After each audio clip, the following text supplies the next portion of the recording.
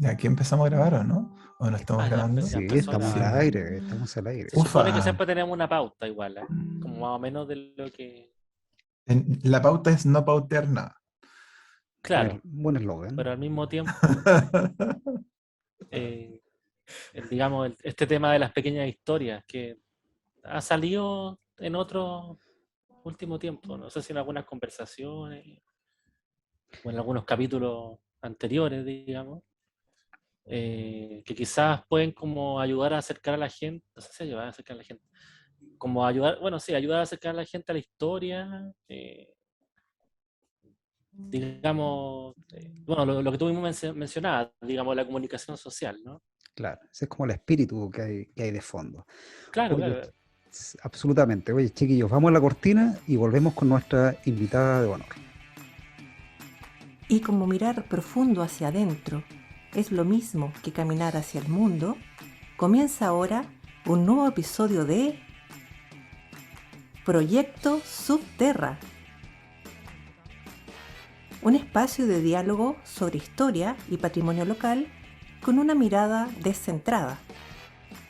Por supuesto, con nuestros panelistas descentrados, Alex Ovalle, Natalia Urra, Francisco Betancourt y Víctor Brangier.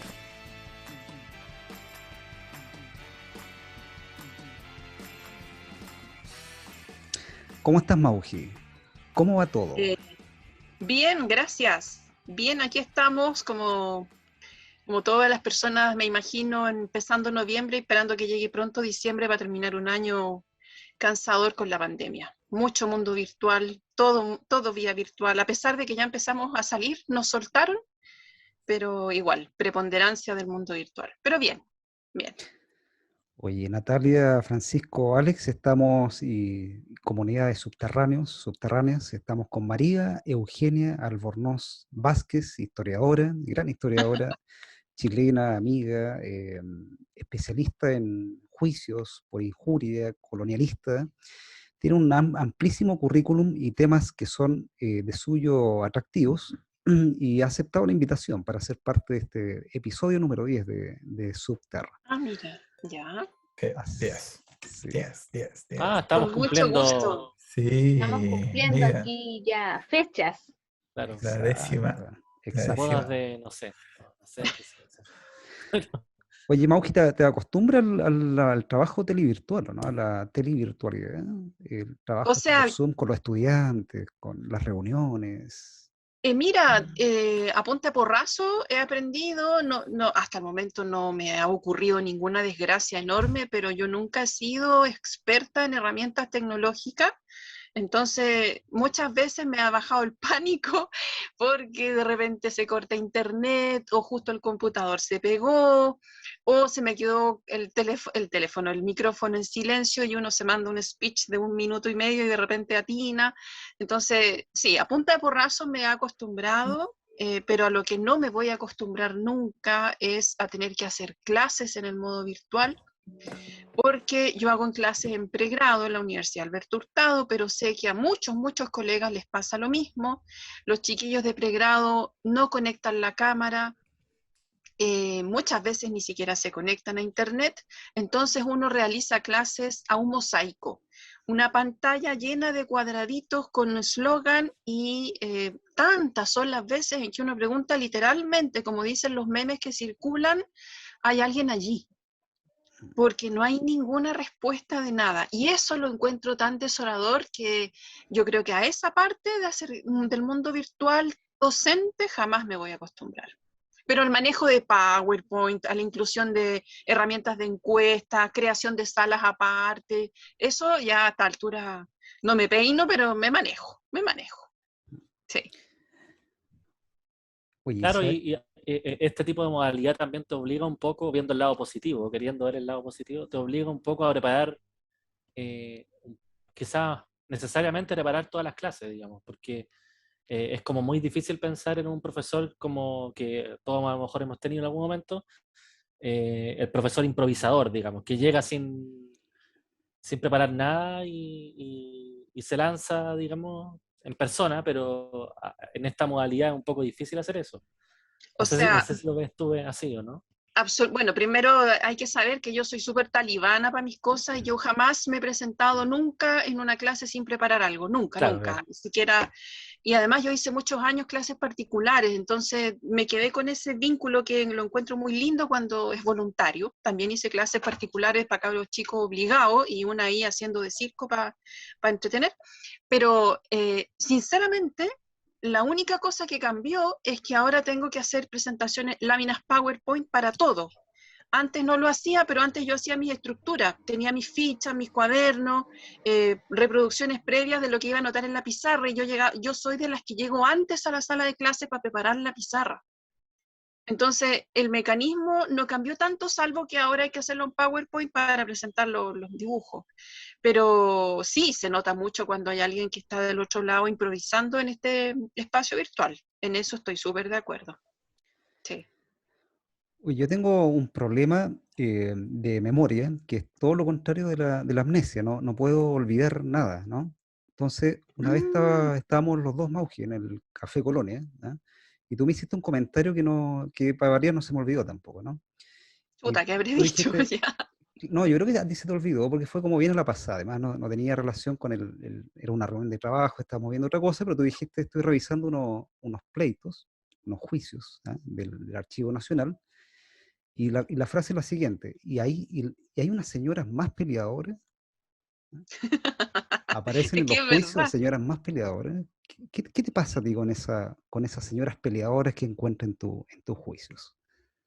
Perdona, antes que la Mauji conteste, yo me voy a sumar o me voy a colgar más bien de la pregunta de Víctor, porque primero Mauji nos estaba como explicando toda esta adaptación que ha tenido que vivir estos últimos años y que todos hemos vivido fruto de la pandemia, con las clases virtuales, que yo coincido en muchas palabras con ella cuando dice, no es lo mismo estar frente a un computador que en una clase en el que tú puedes interactuar con los estudiantes. Y yo, en algunos aspectos, somos muy parecidas con la Mauji cuando dice, yo, por ejemplo, no era para nada de hacer PowerPoint, pero me encantaba la pizarra. Yo soy una persona que con la pizarra está, pero completamente la rayo, pero entera en una clase, y mis alumnos pueden dar fe de eso.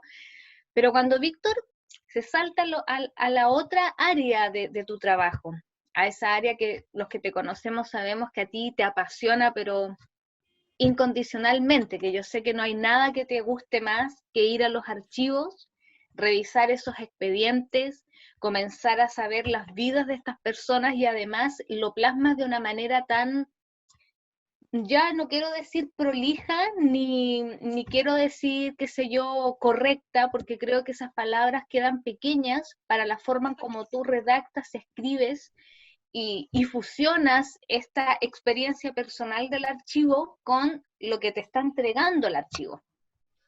Entonces, sumándome un poco a lo que plantea Víctor, yo creo que aquí hay un tema súper importante, Mauji, que tú nos tienes que relatar y comentar, y es el cómo tú te emocionas respecto a las experiencias que vas encontrando en los archivos. Yo me imagino a una Mauji ahí sumergida en la fuente, imaginándose o quizás hasta autopersonificándose con estas mujeres. Cuéntanos un poquito de eso. Bueno, gracias Natalia por tus palabras. Oye, eres una experta en hacer que uno se sienta entre contenta y muerta de plancha por todas las cosas que dices. Pero bueno, y Víctor, las señoras peleadoras, sí, o sea, miren, yo empecé a frecuentar el Archivo Nacional Histórico de Chile en el 97. Saquen la cuenta. Algunos de ustedes eran lolos de colegio todavía, yo me imagino, pero hace mucho tiempo. Y, por supuesto, al tiro, saltaste. Y para mí fue una absoluta situación de azar el llegar a los archivos judiciales. Yo no los conocía, fue cuando fui al Archivo Nacional Histórico y pregunté dónde podría encontrar yo algún tipo de indicio de duelos, desafíos a espadas entre personas, porque la profesora con la cual trabajaba en esa época, que era Teresa Pereira Larraín de Correa, la profesora de la Católica, estaba haciendo una investigación que finalmente no terminó sobre los desafíos a duelo, y ella me mandó al archivo a tratar de encontrar algo. Y yo hice esa pregunta y la persona de la época, que sinceramente no me acuerdo quién es, porque es alguien que no duró mucho tiempo en el archivo, el año 97, me dijo, revise Real Audiencia a ver lo que encuentra. Y me tiró a los leones con uno de los tomos del catálogo de la Real Audiencia, y ahí empecé a mirar los títulos que están indexados de los catálogos que fueron confeccionados a fines del siglo XIX y comienzos del XX, y me encontré con la repetición de la palabra injuria y con algunos casos donde se asociaba a mujeres, cosa que yo no conocía, ni las injurias, ni los archivos de Real Audiencia Capitanía General, y ahí apareció algo que me acompaña desde que nací, y toda mi familia para atrás me lo ha dicho siempre desde chiquitita, que tengo una imaginación loca. Y ahí respondo a lo que me decía la Natalia. Que a mí no sé, en la casa contaban cuentos, leyendas, mitos, refranes, o las aventuras del primo que se mandó no sé, le pasó algo en la micro, qué sé yo, y yo me pasaba la película entera. O sea, yo tengo mi escenario, mi paisaje, le pongo voces a la gente, y tengo mi filmografía propia, y entonces solamente de leer los índices del catálogo de la Real Audiencia, quedé alucinada, fantástico, esto lo encontré maravilloso, y por eso ni siquiera me asustó pasar de ahí a la microficha. Estamos hablando del 97, lápiz en mano, lápiz grafito en mano, porque no había computador, nada, y empezar a leer, a desentrañar las letras antiguas. O sea, yo estaba pero en mi salsa de todos los fetichistas que se puede ser, como obsesiva del archivo, con esos elementos. Y como empecé, yo me olvidé completamente de los desafíos a duelo. O sea, a mí, chao con la preocupación de la profesora, me interesó saber por qué la gente aparecía catalogada en la Real Audiencia peleando por injuria, y qué es lo que eran estas injurias. Entonces los primeros tomos que leí, los volúmenes en microficha, eran casos de mujeres que agarradas por injuria. O sea, ahí obviamente no iba a haber duelo, ni desafío a espada, ni nada de eso. Y ahí me encontré con descripciones muy detalladas. Los que conocen los documentos del siglo XVIII y anteriores saben que la descripción con muchas palabras para decir una idea es necesaria en los ambientes judiciales de la época para lograr singularizarse frente a los jueces, y que el juez retenga en la memoria, con ese beneficio que tiene Víctor de que no se le olvidan las cosas, la asociación de la descripción de situaciones a los nombres de las personas, y por lo tanto se desencadene el enganche emotivo mediante la piedad, la compasión, la lástima de la terrible situación que está viviendo ese súbdito, ese hombre o esa mujer que se está quejando, que está clamando ayuda, que está desconsolado. Ya con todo eso estaba feliz. O sea, yo no sé si me entienden, pero era un pedazo de humanidad guardada en una microficha, en un edificio frío, lejano, al que había que llegar después de harto rato en micro. Nadie nunca jamás en la carrera de licenciatura en Historia en la Católica me habló de eso, nunca, nunca. O sea, el archivo para nosotros era documentos administrativos estatales, fiscales, y para el tiempo anterior eran asuntos de gobierno, pero fomes. O sea, para mí, para otros no, pero asuntos de impuestos, asuntos de guerra, peleas entre, no sé, Pedro de Valdivia y los mapuches, y por lo tanto cantidad de muertos, cartas al rey pidiendo ayuda, y eso era la historia, porque eran los temas que a nosotros nos enseñaban, y los documentos que se divulgaban en el año 97, entre comillas, lo que se podía divulgar, lo que se podía llamar divulgación. Entonces, fue un mundo entero que se me abrió. Y ahí, al leer las descripciones, como las injurias requieren que las palabras dichas sean puestas por escrito, conocí a las señoras peleadoras, o sea, buenas para el insulto, para ir a tirarle el pelo a otra, para increparle a alguna autoridad local que está haciendo mal su trabajo y que se cree, que ubíquese, con lenguajes de la época, obviamente. Y no me olvidé más, o sea, imposible olvidar a esas personas, menos esas mujeres. Oye, María Eugenia, y ahí en esas mujeres peleadoras, yo creo que tú, porque bueno, yo algo también te he leído, pero tú pudiste encontrar, me imagino, mujeres de todo tipo, ¿no? Como socialmente, económicamente, no sé, como... Sí, completamente. Bueno, de partida, para entender lo que eran las injurias, tuve que investigar harto en historia del derecho y en historia de las instituciones jurídicas en general, no solamente del derecho, sino que también judiciales y un poco de gobierno, y las injurias tienen desde la media la ventaja para nosotros, que estamos interesados en un abanico amplio de integrantes de la sociedad, tienen la ventaja de que están disponibles como mecanismo jurídico para todos los súbditos, de esclavo, indio, hasta el mismo virrey. El virrey se puede querellar contra alguien por injuria. Y en el caso de las mujeres, y en el caso de Chile, porque yo finalmente he derivado a revisar pleitos que están en la Real Audiencia, en la Capitanía General, pero también en los archivos judiciales de provincia que conservan expedientes del siglo XVIII y XVII, como hay en San Felipe. Ahí aparecen esclavas, aparecen indias, mestizas, mulatas, pardas, españolas pobres, españolas ricas, españolas doñas, españolas hijas descendientes de familias de corregidores, que son las más high class, si quieres, super clase alta, españolas de ciudad, españolas del campo, inquilinas de hacienda, hay de todo, esclavas libertas también.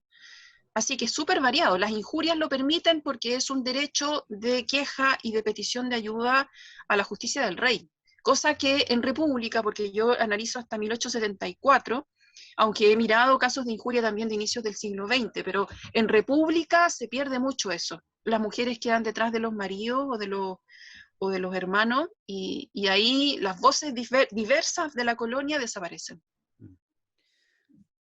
Oye, qué bueno, tenemos nombre de podcast, Mujeres Peleadoras. Mira, qué marquetero. Y esa última afirmación, la República vino a callar en los archivos a las mujeres. Ah, sí, totalmente, absolutamente. Y lo he demostrado a través de cifras, cosa que para mí cada vez que me meto en las cifras, y aprovecho de decirte, Natalia, que yo sufrí, pero lo logré, cada vez que me meto con los promedios, los porcentajes, las medias, etcétera, es difícil, pero estaba interesada en verlo, y efectivamente desaparecen las mujeres litigantes y litigosas con la República. O sea, siguiendo la figura de injurias, claramente desaparecen. O sea... Uno de los temas más inquietantes cuando uno revisa esas historias, ¿ah? En plural, ¿sí? con ese fuerte al final, ¿no?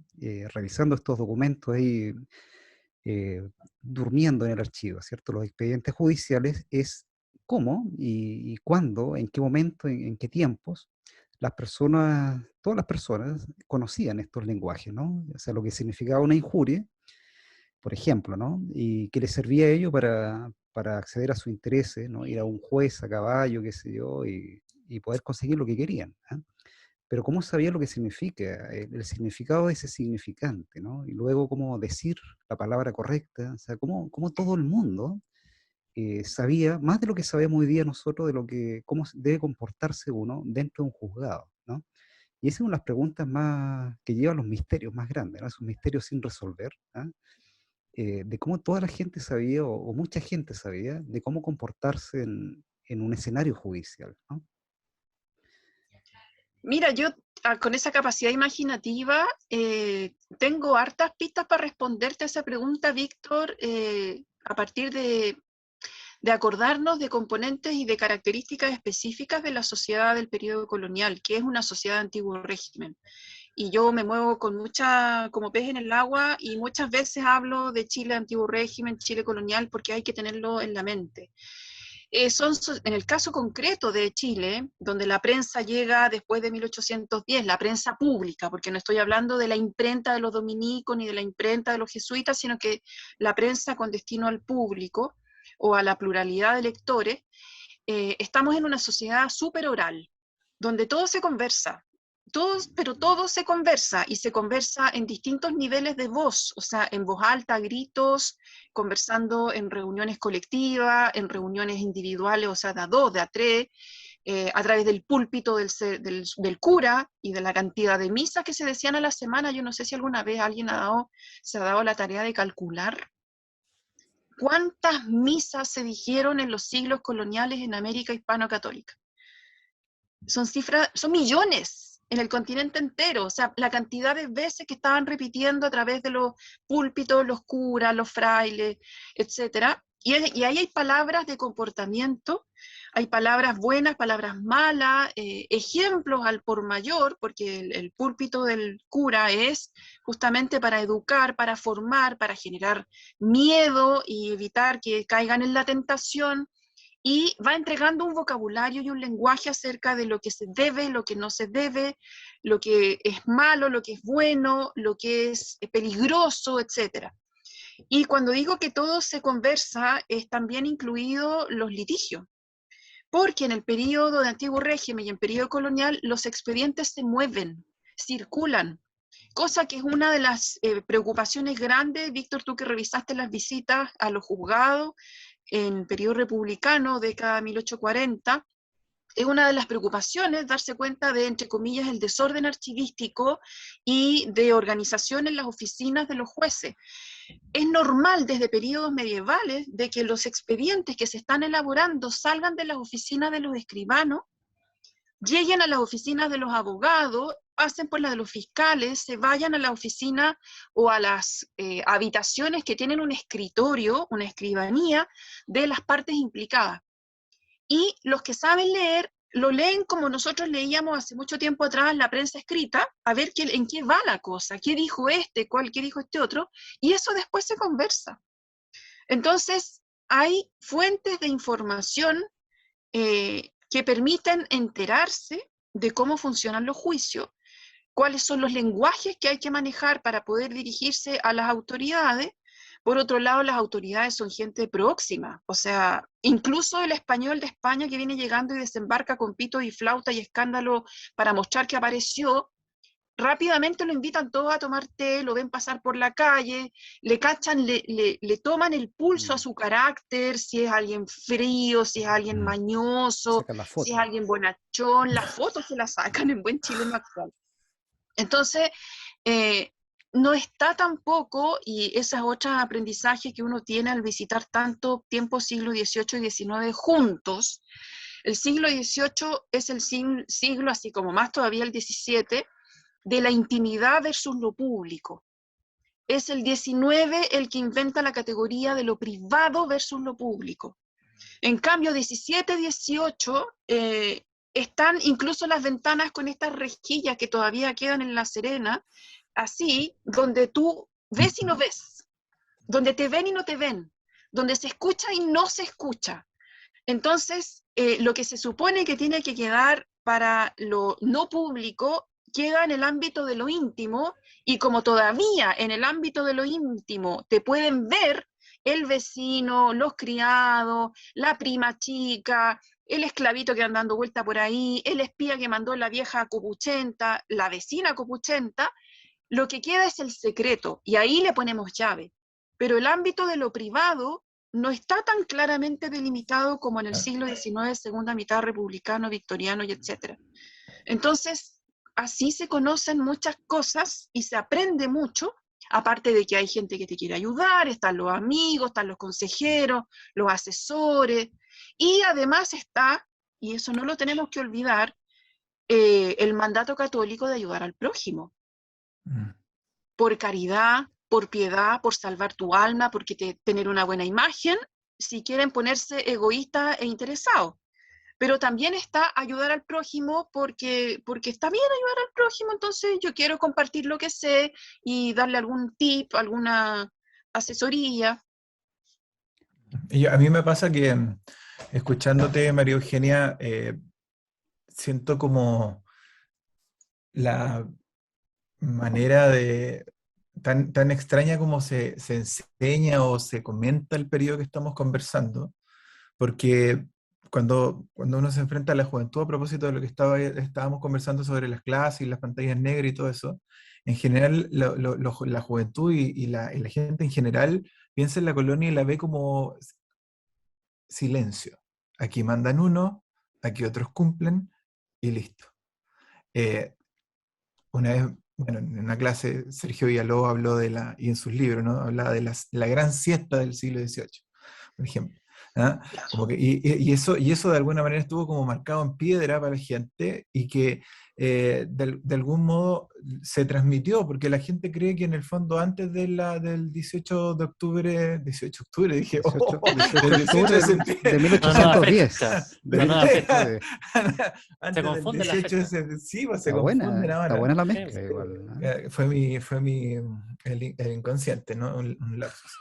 El 18 de septiembre no había pasado nada más, o sea, hay un silencio, ni siquiera oscurantismo, como se hace con la Edad Media, se decía antes, sino que es silencio. Entonces cuando yo te escucho, que a mí me pasaba lo mismo cuando veía a los cofrades que firmaban ahí, yo los seguía por las puras firmas, ¿no? Claro, Ese era o sea, sabía que había llegado el tipo, y tantos llegaban, cuantos no llegaban a la reunión, etcétera. Por lo tanto, uno podía ver ese movimiento y, por otro lado, los espacios de deliberación, de conversación, como dices tú, hace que el periodo se vea, en primer lugar, cuando uno lo aterriza en la cotidianidad, habla. Y por eso que es tan importante, digamos, tu presencia aquí, ¿no? Invitada, ¿no? Porque esa relación que nos acabas de hacer de cómo las personas se enfrentan al archivo, que también, o sea, parece como que el estudiar historia es una cuestión de gente callada, de gente... Estoy trabajando con el silencio, ¿eh? Ojo, ese es como mi punto, como gente callada, gente así como que anda... Como esa foto que le sacaban a Barro Arana al final, así como con esos chalecos raídos, así en parte sí, pero por otro lado yo creo que cuando uno entra al archivo dialoga mucho, ¿no? Con el pasado, a pesar de que siempre está como la mediación, ¿no? Entre el lenguaje y qué sé yo. Em, pero creo que el diagnóstico que se puede sacar a propósito de lo que tú nos estás diciendo es cómo hacer que toda la gente entienda o vea lo polifónico que tiene ese mundo, ¿no? Todas las voces que están ahí guardaditas, porque están todas en ese edificio, como dijiste tú, bueno, que antes no ponían ni estufa en el archivo, así había que pedir, así, prende", y uno se moría frío. En junio investigando. Entonces, hay una concatenación súper bonita entre lo que tú haces la que tú haces en el fondo de rescatar el silencio, pero a la vez también vivir en ese silencio, ¿no? Hay una, Y sí. romperlo finalmente, ¿no?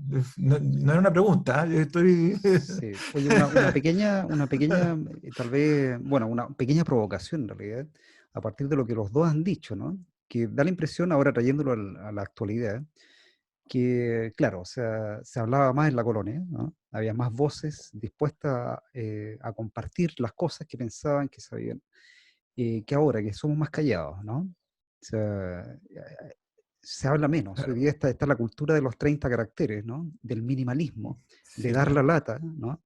Y de que menos es más, ¿no? Y que las personas pasan en la calle y se saludan a la pasada y no se detienen, como se decía el chileno antiguo, ¿no? Que se detenía y que andaba con menos prisa, Mm. pero tal vez lo que más se ha perdido es el habla. ¿Ah? No sé cómo ven esa moraleja, Natalia, dale, perdón. Adelante tú, Yo no te también escucho. quería hacer un comentario porque escuchaba a la Mauki en la respuesta que le daba al Beta y bueno, me acordé de la presentación que nos diste hace un par de días atrás en una jornada que tuvimos la posibilidad de participar acá, Alex, yo y tú misma, Mauki.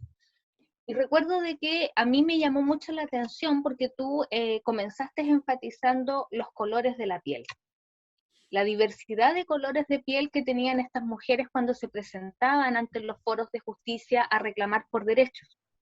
Y claramente eso contradice con esta historia tradicional, como decía Alex, que en algún momento se nos enseñó con esta idea como muy de un pueblo llano que está solamente para acatar órdenes y Mm. asumir las órdenes, pero en ningún caso para reclamar o exigir. Y eso yo creo que es algo que a la mayoría nos pesa al momento de poder comprender estos expedientes, porque cuando nos empezamos a dar cuenta que hay un pueblo llano que probablemente sí está siendo sometido, pero que al mismo tiempo reclama, exige, provoca, incentiva.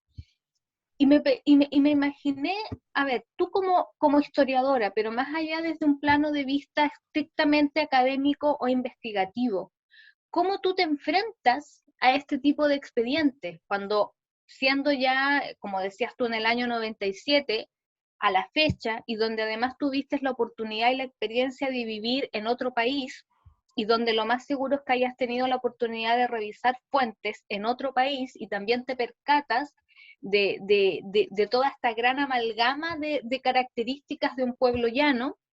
¿Cómo tú te enfrentas, más allá, insisto, desde la experiencia académica investigativa, como esta chica Mauji Albornoz, que no tiene que le vamos a sacar la careta de historiadora, que la vamos a colocar ahí como una simple persona que llega a los archivos y de repente empieza, wow, pero qué maravilla de información tengo acá?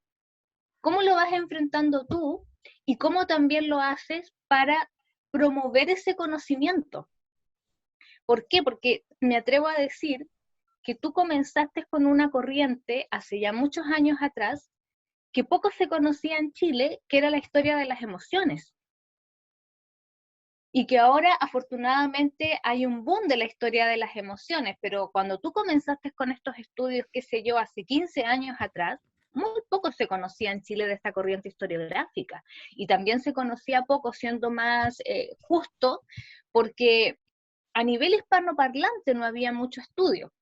Sabemos que la corriente de la historia de las emociones tenía un boom en el mundo anglosajón y también en el mundo francófono, pero a nivel hispanoparlante no era tanto de lo que se hablaba, no, sin negar que por supuesto existían estudios. ¿Cómo tú te vas conjugando esto de la muchacha que le gusta la historia, pero que decide dedicarse a trabajar con la historia, a ser profesional de la historia, a revisar estas fuentes que probablemente nunca se te pasó por la cabeza hasta que se te dio la oportunidad y llegaste a ellas, y de repente dice, wow, aquí hay colores, aquí hay diversidad, aquí hay contradicción, aquí no hay una información que se condice con lo que yo entiendo por la historia, o lo que me han enseñado, más bien dicho, como historia? ¿Cómo te enfrentas tú? ¿Tú quieres pelar la cebolla conmigo, muchacha? A ver, voy a tratar porque me hiciste pensar en hartas cosas, tengo hartas respuestas, y bueno, ya a esta altura lo vamos a decir. Yo creo que lo primero es que, retomando lo que dijo Víctor, y más todavía yo, estaba en dictadura, 88, cuando salí del colegio. Y en dictadura había toque de queda, había represión y había un control de la palabra y una pedagogización de las poblaciones muy fuerte. No solamente el miedo de los tiras, el miedo de los pacos, el miedo del guanaco, el miedo de que alguna vieja loca te vaya a denunciar porque sospecha que tú eres comunista, terrorista, subversiva y toda la cuestión, sino que el miedo a que los sueños y las proyecciones se corten de raíz porque hay élites que deciden por el resto de la sociedad de manera drástica. Entonces uno se tragaba mucha cosa. Y yo vi a harta gente mayor que yo tragarse mucha cosa, tragarse la impotencia, tragarse la frustración, tragarse la rabia, tragarse la indignación, tragarse el miedo, y uno percibía en la cara de la gente, en los temblores de la gente, en la mirada de la gente, que habían sentires potentes que no se podían expresar por el ambiente político opresivo que había. Y a mí eso se me grabó literalmente a fuego de cabra chica, junto con la vista que yo tuve, ser testigo de que para el 18, para el Año Nuevo y para los cumpleaños, la gente tomaba alcohol y se desataban las lenguas, se desataban las pasiones, lloraban adultos acordándose de los amigos desaparecidos, de la persecución, cantaba la gente que se atrevía porque ahora estaba con trago en el cuerpo, se ponían a bailar. Entonces yo observaba eso. Y para mí, la potencia de los sentires acumulados, de los sentires desatados, y lo que significaba expresarse como tales personas a través de eso, siempre me quedó dando vuelta. Como una parte de la vida humana que estaba ahí y que no le poníamos atención. Entonces, cuando veo en los archivos espacio en los expedientes judiciales por injurias del siglo XVIII, y yo para la tesis de magíster empecé en 1670, o sea, las 3 últimas décadas del siglo XVII, y había alguien que había escrito las palabras insultantes, que había descrito los celos de las personas, las envidias, la rabia, la cólera, y aparecía fulano de tal encolerizado, airado, etc., empecé a darme cuenta de que esto no tenía por qué ser así siempre, de que había una historia de eso, y que esa historia tenía que ver con el derecho a expresarse.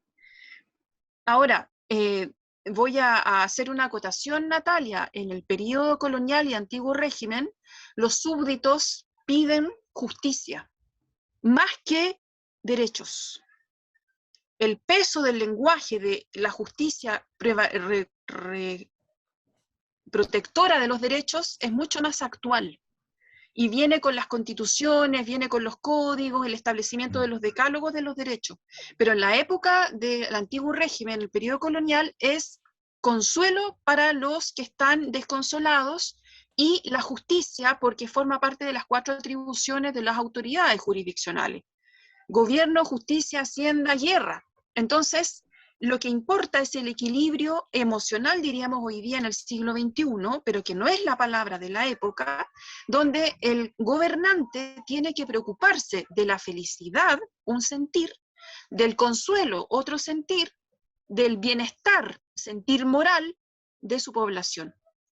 Entonces, yo tenía un antecedente de vivencia personal y familiar que me hacía estar atenta a los sentires de las personas en contexto de dictadura, sentires individuales y sentires colectivos, porque yo también fui a marcha, a protesta, me acuerdo, el 83, el 84, el 87, el 88, el 86, muertos todos de susto, luego las marchas para el plebiscito, obviamente por el no, y palpar también esos sentires colectivos que están en la calle y que se expresan con la voz, con el ruido, y que le hacían la pelea al cállese, al silencio, al toque de queda.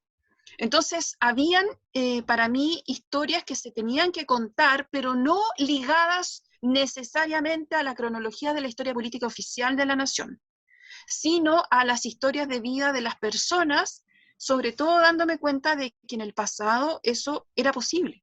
¿Qué nos ocurrió como país que después ya no le importaban a las autoridades lo que le sucedía a los habitantes del lugar? No sé si con eso respondo. Súper. Súper. N. Oye, chiquillos, bueno, llegó el chacal de la trompeta. ¿Ah? El tiempo, el reloj. ¿Ah? El reloj. Lo que pasa es que nuestros asesores de marketing, el equipo de asesores de marketing con los que cuenta Subterra, nos dice entre 40 y 45 minutos, si no, no lo ve nadie. Ya. El chacal de Subterra. ¿Cómo? El chacal de Subterra. El chacal de Subterra. Subterra. Víctor cumple la función del chacal de Subterra. Claro. Y una pero pena, sí, porque capítulo. podríamos Una estar aquí pena. hablando con la Mauji horas y horas, y yo creo que aún así estaríamos felices y súper entusiasmados de escucharla, porque yo sé, yo siento que Mauji es una persona de esas que tiene tanto, que ha aportado mucho y tiene tanto que aportar aún. Sí. Oye, pero yo quiero opinar, ustedes 4 han trabajado con expedientes del periodo colonial o de las primeras décadas republicanas en el caso de Víctor, y también se han encontrado con estas cosas, con muchas voces, con historias cotidianas, con conflictos ya que trabajan judiciales, o en el caso de las cofradías de Alex o de los hospitales que también estás revisando, tiene que ver con resolver necesidades que tenían las personas más allá del levantamiento de instituciones, sea hospitalarias, de justicia o de comercio o inquisitoriales, pensando en lo que trabajan los 4. Así que a mí me encantaría escucharlo. A ustedes 4 antes de que nos corte Víctor, ¿no? A mí me hizo mucho sentido lo que estaba hablando recién. O sea, por ejemplo, lo de la caridad o la felicidad o qué sé yo. O sea, esos elementos. Así que antes de que me dé más... No, ya córtanos. Yo, la única esperanza que me da es que estoy seguro, que cuando invitemos a Mauji en un rato más, en unos meses más, ¿ah? Para la versión 2, el 2.0 de estas mujeres peleadoras, ¿no? Mauji va a aceptar, y vamos a estar nuevamente acá otros 40 minutos.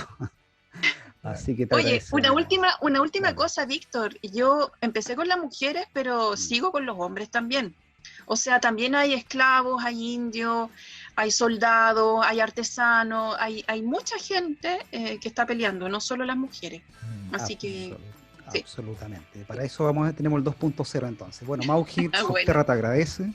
Chiquillos, Muchas nosotros nos gracias, vemos Mauji. Gracias. en el próximo episodio. Que estén muy bien. Chao, Que compañeros. estén Chao. bien, gracias a Suerte. ustedes. Chao. Chao, chao.